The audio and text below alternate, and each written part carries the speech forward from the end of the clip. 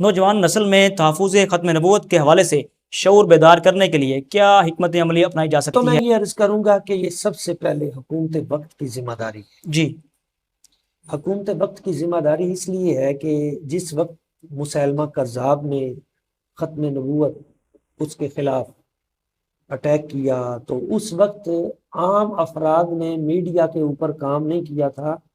جو حکومت وقت تھی حضرت سیدنا صدیق اکبر رضی اللہ جی تعالیٰ عنہ، انہوں نے اس کے لیے لشکر روانہ کیا تھا۔ حضرت سیدنا خالد بن ولید نے تلوار کی ضرب سے اس فتنے کو ختم کیا، صحابہ کرام نے تلواریں اٹھا کر اس فتنے کو ختم کیا۔ تو یہ حکومتی ذمہ داری ہے اس ملک کے اندر، جہاں جہاں پر بھی ختم نبوت کے منکرین اپنی غلط قسم کی پروپیگنڈا وار وہ چلا رہے ہیں، جی جی تو ہمارے اداروں کی یہ ذمہ داری ہے کہ وہ ان لوگوں کے اکاؤنٹس منجمد کریں، ان لوگوں تک پہنچیں، کیونکہ اس ملک کی اساس کلمہ طیبہ ہے۔ بالکل یہ پاکستان ہے، یہ نبی کریم صلی اللہ علیہ وسلم کا تحفہ ہے، یہ اللہ کریم کی عطا ہے۔ 27ویں کی رات اللہ تعالیٰ نے ہمیں یہ تحفہ عطا کیا، یہ نزول قرآن کی رات ہے، جی اور یہ بھی یہی نزول پاکستان ہے، یہی وجود پاکستان کی رات ہے۔ تو یہاں پہ اگر ہم حقیقی نظام مصطفیٰ نافذ کر دیں دین اسلام کو، تو اس کے لیے بہت ساری، اگر وہ نہیں بھی کر سکتے تو کم از کم ختم نبوت کے خلاف جو لوگ پروپیگنڈا کر رہے ہیں، جی جی کم از کم اس کا تو علاج کیا جائے، جانا مؤثر چاہیے، علاج کیا جائے۔ اور اس کے لیے ہماری عدالتیں موجود ہیں، اس کے لیے ہمارے ادارے موجود ہیں۔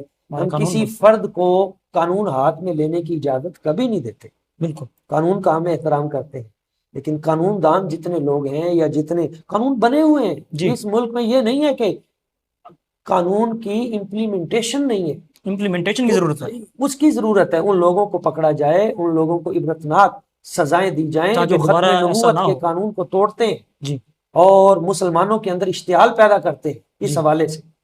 تو اس حوالے اور نوجوانوں کی تربیت کے لیے میں یہ عرض کروں گا کہ اس وقت چونکہ حکومت نے کچھ نہ کچھ اپنی ذمہ داری اس اعتبار سے ادا کی ہے کہ آج جب میں اپنے ادارے میں پڑھاتا ہوں جی تو ہمارے نصاب تعلیم کے اندر جہاں بھی نبی پاک صلی اللہ علیہ وآلہ وسلم حضور کا اسم گرامی آتا ہے تو ساتھ خاتم النبیین صلی اللہ علیہ وآلہ وصحبہ وسلم یہ ساتھ لکھا ہوا ہوتا ہے، اور یہ بھی کریڈٹ ہارون آباد کی دھرتی کو جاتا ہے الحمدللہ۔ ماشاء اللہ، ہاں، اس کو ہمیں فراخ اس کی تاریخ پہ تھوڑی سی روشنی ڈالیں حضور۔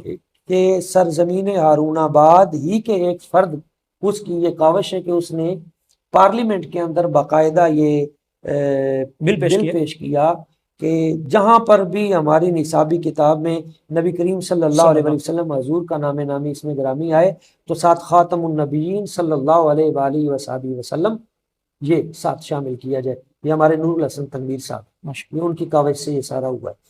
تو اسی طرح ختم نبوت کے تحفظ کے لیے 1953 کی تحریک میں سب سے پہلے جو خواتین کا جلوس نکلا تھا وہ بھی سرزمین ہارون آباد سے نکلا تھا۔ تاریخیں کھل رہی ہیں ماشاءاللہ۔ تو یہ ایک اس ہارون آباد شہر کا یہ حصہ ہے۔ تو نوجوانوں کی تربیت کے لیے ہمیں چاہیے کہ ہمارے سارے علماء اس پہ اکٹھے ہوں، اس کے لیے تحریری، تقریری، سوشل میڈیا، ہر میدان میں اس کے لیے کام کرنے کی ضرورت ہے، اور نصاب تعلیم میں مزید بھی اس پہ کام کرنے کی ضرورت ہے۔